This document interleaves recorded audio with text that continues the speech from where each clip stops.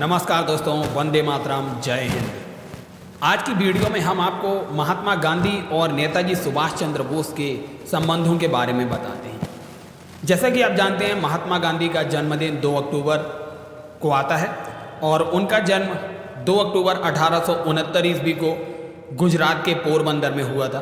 पढ़ाई महात्मा गांधी ने अपनी प्राइमरी लेवल की पढ़ाई भारत में पूरी की और उसके बाद वो मैट्रिक पास करने के बाद जब इंग्लैंड जाते हैं और इंग्लैंड से वो बैरिस्टर बन के भारत वापस आते हैं। उसके बाद उनकी कहानी, वो बेरोजगारी का आलम आपको पता है। भारत में उनको किसी भी प्रकार का जब रोजगार नहीं मिलता है तो दादा अब्दुल्ला की जो कंपनी थी दक्षिण अफ्रीका में, वहाँ वह उनके एडवाइज़र के तौर पर चले जाते हैं। एक दिन अफ्रीका में जब वह ट्रेन से यात्रा कर रहे थे, गांधी को उस ट्रेन से फर्स्ट क्लास की टिकट होने के बावजूद भी गोरे लोगों ने घसीटकर उनको बोगी से बाहर निकाल दिया। तब महात्मा गांधी को भारतीयों के अपमान का आभास हुआ। तब से उन्होंने स्वतंत्रता आंदोलन में बढ़ चढ़कर भाग लिया और अपना जब प्रथम उन्होंने सत्याग्रह अफ्रीका में जब सक्सेसफुल हो गए वो, तो उन्होंने उसी सफलता को आधार बनाकर सत्याग्रह को अपने आंदोलन का मुख्य आधार बनाया। 1938 के कांग्रेस अधिवेशन को, जिसकी अध्यक्षता नेताजी सुभाष चंद्र बोस ने की थी, वह हरिपुरा अधिवेशन था। जब 1939 में जब त्रिपुरी में, जो जबलपुर मध्य प्रदेश में है, वहां पर कांग्रेस का अधिवेशन होना था, उसके अध्यक्ष पद के लिए जब नेताजी सुभाष चंद्र बोस उन्हें खड़े होते हैं, तो महात्मा गांधी के सपोर्ट से दूसरी तरफ पट्टाभी सीतारामैया जी भी खड़े होते हैं। आपको पता है, नेताजी सुभाष चंद्र बोस को 1580 वोट मिले, जबकि पट्टाभी सीतारामैया को 1377 वोट ही मिले। अर्थात महात्मा गांधी का प्रतिनिधित्व करने वाले पट्टाभी सीतारामैया को करारी शिकस्त दी नेताजी सुभाष चंद्र बोस ने, जब उन्होंने 1580 वोट हासिल कर लिए।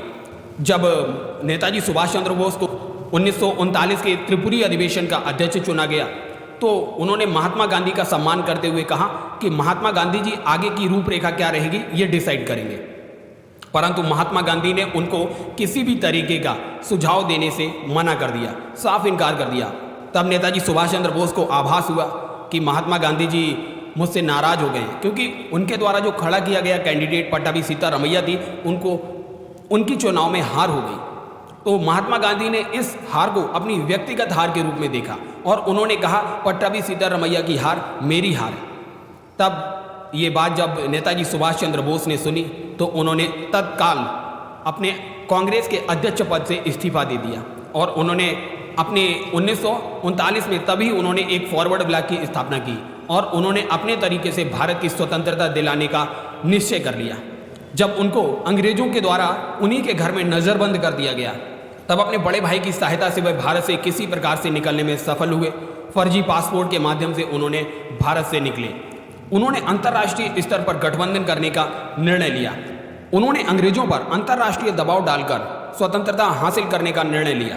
उन्होंने जापान की सहायता से सिंगापुर में, जो मोहन सिंह के द्वारा इंडियन नेशनल आर्मी का गठन किया गया था, उसकी वागडोर वो संभालते हैं। जापान के द्वारा सुभाष चंद्र बोस को अंडमान निकोबार द्वीप समूह दिया जाता है और उन्होंने इसी द्वीप समूह पर रहकर आर्मी का गठन किया। उन्होंने एक रेडियो का भी प्रसारण किया, जिसे आज़ाद हिंद रेडियो के नाम से जाना जाता है। उन्होंने उसी आज़ाद हिंद रेडियो से महात्मा गांधी के नाम संदेश भेजा था और उसी रेडियो संदेश के माध्यम से उन्होंने महात्मा गांधी को राष्ट्रपिता की उपाधि दी थी।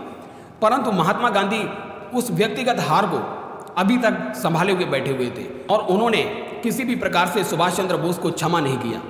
बार बार नेताजी सुभाष चंद्र बोस ने महात्मा गांधी को नमन किया, उनको तरह तरह की उपाधियां दी, लेकिन महात्मा गांधी उस व्यक्तिगत हार को, उस मतभेद को, स्वतंत्रता पाने का जो मतभेद था महात्मा गांधी और सुभाष चंद्र बोस के बीच, उस मतभेद को सुभाष चंद्र बोस ने तो केवल मतभेद ही रखा, परंतु महात्मा गांधी ने वह मनभेद कर दिया। कभी भी उन्होंने नेताजी सुभाष चंद्र बोस का समर्थन नहीं किया। यहाँ तक कि जब 1943 में नेताजी सुभाष चंद्र बोस ने भारत की स्वतंत्रता की घोषणा कर दी और महात्मा गांधी जी से बोला कि महात्मा गांधी जी, ये भारत के झंडे को लाल किले पे फहराने में कांग्रेस मदद करे, तो कांग्रेस ने, जिसका प्रतिनिधित्व स्वयं महात्मा गांधी कर रहे थे, साफ इनकार कर दिया। कांग्रेस ने हर बार नेताजी सुभाष चंद्र बोस का समर्थन नहीं किया और यही कारण रहा कि अकेला भारत की स्वतंत्रता के लिए अंतर्राष्ट्रीय स्तर पर जापान हो, जर्मनी हो, रूस हो, इनके तानाशाहों से मिलकर नाकों चने चबाने वाला नेताजी सुभाष चंद्र बोस नेताजी सुभाष चंद्र बोस को आंतरिक सहायता नहीं मिली। जो आंतरिक सहायता कांग्रेस कर सकती थी वह महात्मा गांधी का प्रतिनिधित्व करने के कारण उसने नहीं किया।